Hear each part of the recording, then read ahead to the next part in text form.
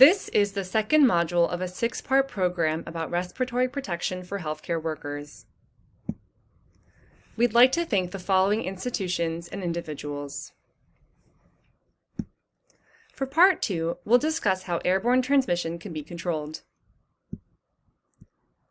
We hope that by the end of this module, you'll be able to define the hierarchy of controls, list examples of engineering controls and administrative controls to reduce airborne hazards, and explain the difference between a face mask and a filtering facepiece respirator.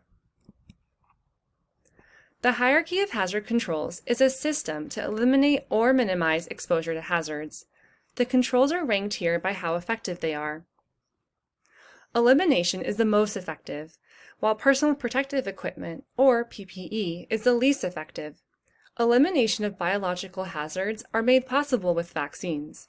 Substitution is not possible with a biological hazard.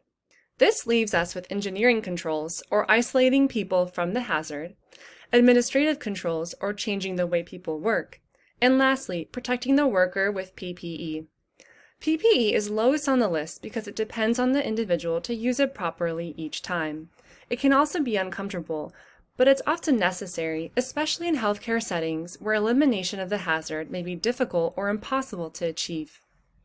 Engineering controls protect workers by reducing hazards or by placing a barrier between the worker and the hazard. Here are some examples of engineering controls. An example of an engineering control is the creation of negative and positive pressure rooms. Positive pressure rooms maintain a higher inside the room than outside of it. This means that air can leave the room without circulating back in. Germs, particles, and other contaminants in the surrounding environment will not enter the room. This is helpful for immunocompromised patients. In contrast, a negative pressure room uses lower air pressure to allow outside air into the room. This keeps potentially harmful particles within the negative pressure room. Negative pressure rooms in medical facilities isolate patients with infectious conditions and protect people outside the room from exposure. Ventilated headboards are an engineering control that work to capture airborne aerosols before they have a chance to disperse. This protects the air and the surrounding surfaces from contamination.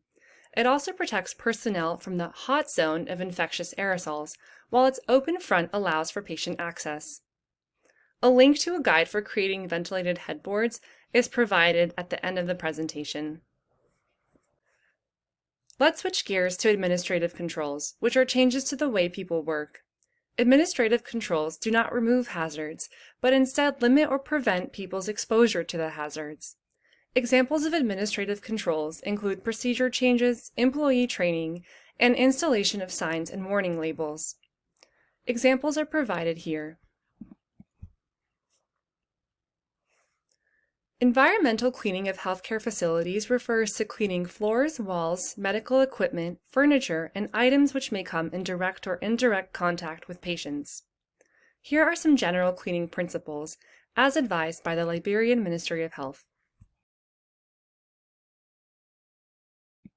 The recommendations for cleaning frequency, as illustrated by guidelines from the Ministry of Health of Liberia, are highlighted here.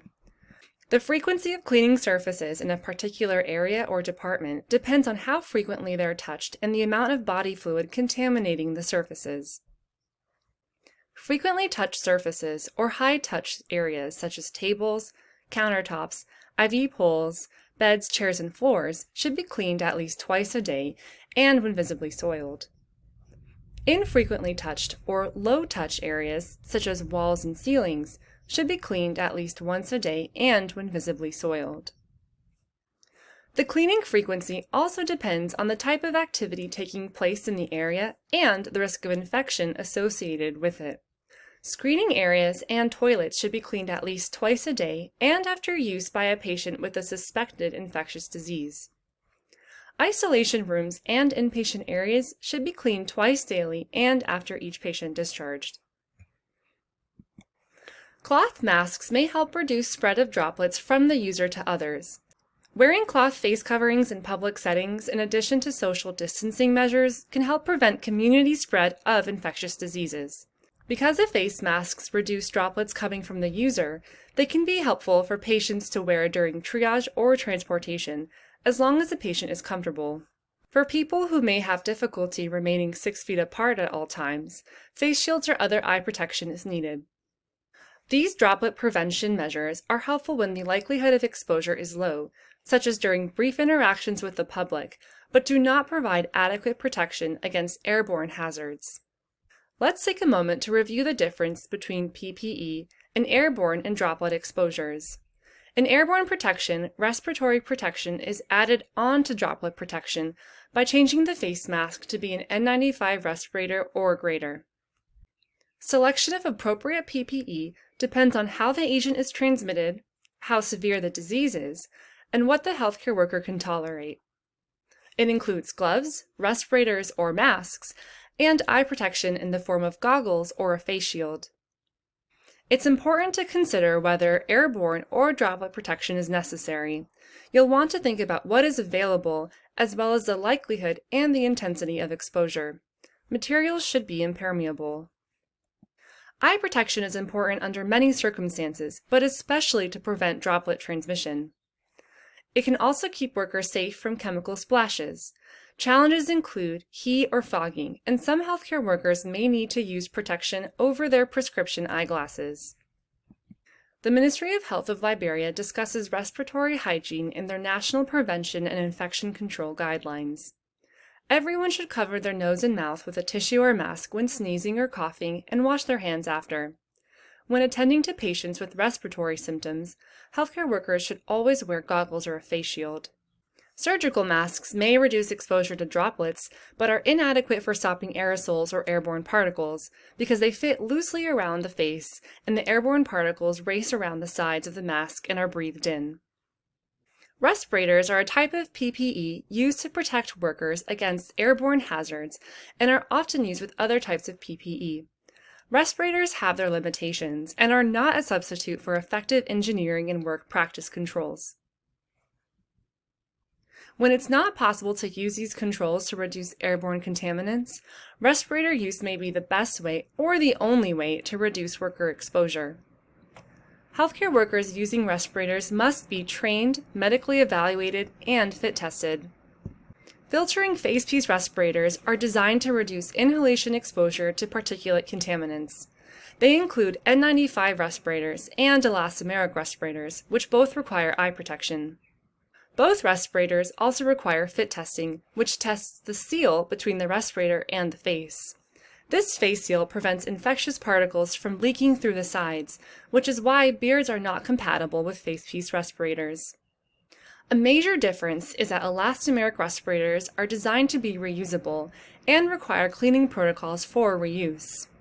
Elastomeric respirators come in half-face or the more protective full-face styles. Elastomeric respirators are tight-fitting respirators made out of synthetic or rubber material. Experts agree that elastomeric respirators provide better protection than N95s, although they increase the work of breathing to a greater extent and may be uncomfortable. For healthcare workers, elastomeric respirators should be used with filters that are encased in cartridges. The exterior of these cartridges can be cleaned for reuse. Particulate filter cartridges are replaceable components of elastomeric respirators. There are different types of particulate filters, but all certified filters scrub out over 95% of microscopic particles. Filters used by healthcare workers must be inside a cartridge so that they can be wiped down for cleaning and reuse. Note that filters cannot be wet. They need to be removed before the respirators are cleaned. If recharging capability is not a problem, the most comfortable and protective respirators are power air purifying respirators, known as PAPRs. The air is filtered through a belt pack and fed through a hose to the hood. These do not need to be fitted, and the users can have beards. They do not increase the work of breathing, although they might cause noise or visual limitations. They're less warm to wear. They're also very expensive, but can be purchased with the reusable hood and can be used over and over again. To wrap things up, let's review a brief summary of key concepts. First, the hierarchy of hazard controls is a system to minimize or eliminate exposure to hazards. Engineering controls protect workers by reducing hazards, or by placing a barrier between the worker and the hazard. Administrative controls are changes to the way people work. Face masks reduce the spread of droplets from the user to others. They do not provide protection from airborne hazards. Filtering face piece respirators reduce user exposure to airborne particulates. Here are some more resources.